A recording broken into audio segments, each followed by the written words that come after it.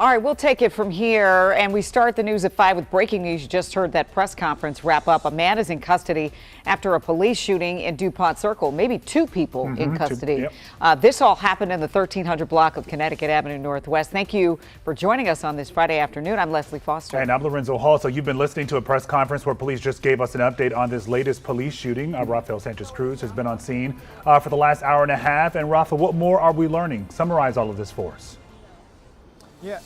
So let me walk you through the information that was provided to us, Lorenzo, Leslie. So we just heard from the Metro Transit Police Chief, and he's telling us that their officers were conducting the safe passage efforts here around the Dupont Circle area. So safe passage, for those who don't know, is they help get kids to and from school safely. And somebody approached one of their officers and told them there was a robbery underway at that jewelry store, Ideal Cut Jewelry's, right off of Dupont Circle. While the officer was running towards the jewelry store, according to the chief, two suspects were leaving that jewelry store. It was a man and a woman. He says that one of the two pointed the gun towards their officers. Their officer shot their gun, and a person was injured. One of the two. It's still unclear whether the woman had the gun or whether the man had the gun, but he was saying they were leaving the jewelry store at that time. It's still unclear if they had merchandise and if they actually had any jewelry in their possession as they were running out.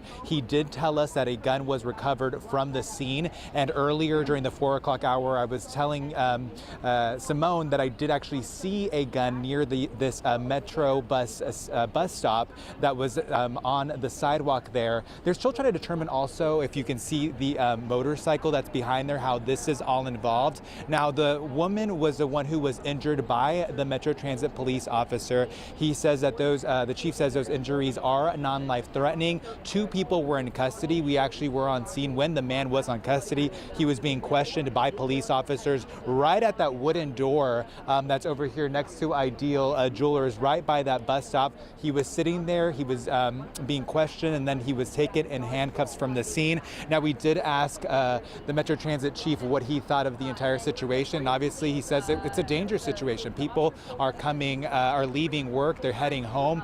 There are young people, students heading home as well. He says that he believes that his officer acted correctly and that he saved some lives today. So what happens next? He says the Metro Transit police officer will not be put on administrative leave, but now DC police will take over the investigation, and then will work with the state's attorney's office, or the U.S. attorney's office are here in DC, to determine if any kinds of criminal charges or civil charges could be filed. He says preliminarily he doesn't believe so. Again, he's saying that he thinks his officer acted in the correct way. And again, this all started based on a robbery, but of course it paralyzed traffic in the area for quite some time. It's slowly picking back up, but it also caught a lot of attention from people leaving from Metro, heading home, and a lot of vehicles in the area. So that's the information that we have right now. Again, this is all preliminary based on what the Metro Transit police chief told us, and he said things could change, and we'll have updates on that throughout the afternoon. They will be posting those on social media just in case, but still a lot of unanswered questions regarding what actually was happening. He says the robbery was actually obviously inside the jewelry store, but the shooting itself happened right outside. If we get any more updates, we'll provide those in the upcoming minutes. Hey, Rafa, before you go. Dupont Circle, Leslie, Lorenzo. Yeah, I was going to say, just before you go, Rafa, do we know anything about the people who work at the jewelry store and how they're doing tonight? Yeah, so actually there was a woman who stopped by. That was her biggest concern because she is friends with actually the owner of the jewelry store. I can tell you that he is safe. I talked to him.